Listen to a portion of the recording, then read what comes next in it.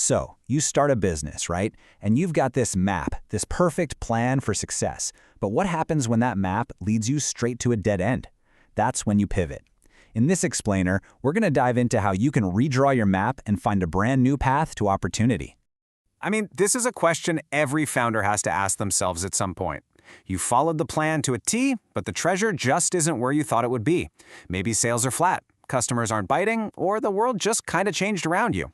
But listen, this isn't about giving up. It's about having the courage to redraw the map. Okay, so first things first. Before you can even think about charting a new course, you have to admit you're lost. You have to recognize the signs that the path you're on, well, it's a dead end. So let's look at what those signs are. And I gotta say, I absolutely love this framing. A pivot isn't a sign of failure. No way. It's a structured exploration. Think about that. It's not some panicked retreat. It's more like a strategic expedition, you know? You're setting out to find better, more fertile ground. So how do you know it's actually time for that expedition? Well, you gotta look for these signs. Is there something kind of fundamentally off with your business model? Like, are you working harder than ever but just not seeing the profits? Or maybe you're solving a problem for your customers, but it's not the one they'd actually pay you to solve. Or, hey, maybe you're just constantly bogged down by internal issues that stop you from getting any real traction. If any of that sounds familiar, yeah, it might be time to think about a new direction. Okay, now we get to the fun part, charting a whole new world. Once you've accepted that you need a change, it's time to let the ideas fly.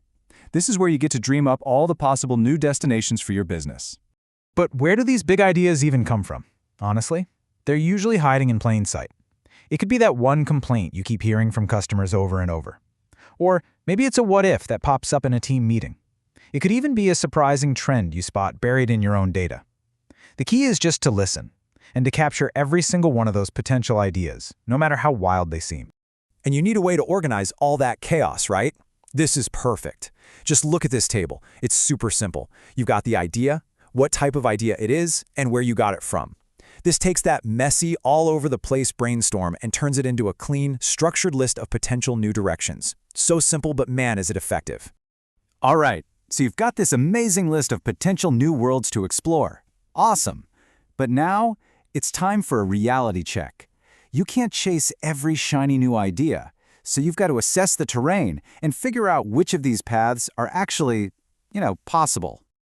This is where we get serious. We're moving from that free-flowing brainstorming into some real analysis. An idea might sound amazing, but is it a good path to actually take? Let's find out.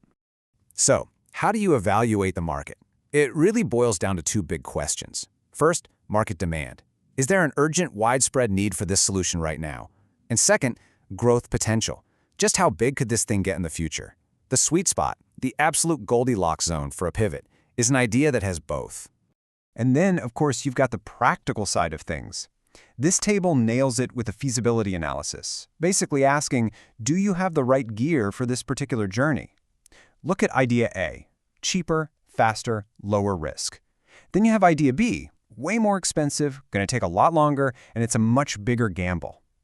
That doesn't automatically make idea B bad, but you have to be brutally honest with yourself. Do you have the resources to survive that kind of trek? So, checking the external terrain is one thing, but you also have to look inward.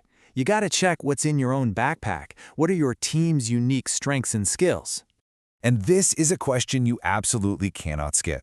A brilliant idea is completely worthless if your team doesn't have the chops to actually pull it off. Seriously, the best pivots, the ones that really work, are the ones that align with what your company is already great at. And you can break this down into three pretty simple questions. 1. Does this new direction play to your team's existing strengths? 2. If it doesn't, what critical new skills would you have to go out and get? And 3. If you do have gaps, could a strategic partnership maybe fill them in for you? Answering these honestly will save you from heading down a path you're just not equipped to handle.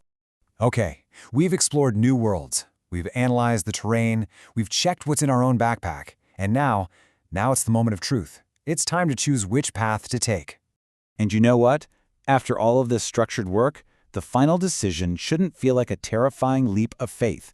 It should feel like an informed choice, guided by everything you've learned about the market, the feasibility, and your own core strengths. You're using a compass now, not just a gut feeling. And sometimes, the data practically screams the answer at you. I mean, imagine you've scored each potential pivot on how feasible it is, and one idea comes back with a solid 8 out of 10. That is a huge signal. It's telling you this isn't just a good idea, it's an achievable idea. That's your green light right there. And of course, we have to talk money. You got to look at the financials. This chart shows the trade-off perfectly. That little slice, that's your initial investment. And that big slice, that's your potential return. You want to see a massive difference between those two. A great pivot isn't just about finding a cool new direction, it's about finding a more profitable one. So, you've chosen your path. What's the very next step? Well, it almost always falls into one of these 3 buckets. Do you need to explore the idea just a little bit more? Or are you ready to launch a small-scale pilot test? Or maybe, based on all the data, the right move is to discard this option and focus your energy elsewhere. This gives you a crystal clear, immediate action plan. And that brings us to the one question that pulls this entire journey together. This whole process, it's not just about finding any new idea. It's about finding the right idea, the one that truly fits the market, fits your team, and has real potential to scale. And that, right there, is the art and the science of a successful business pivot.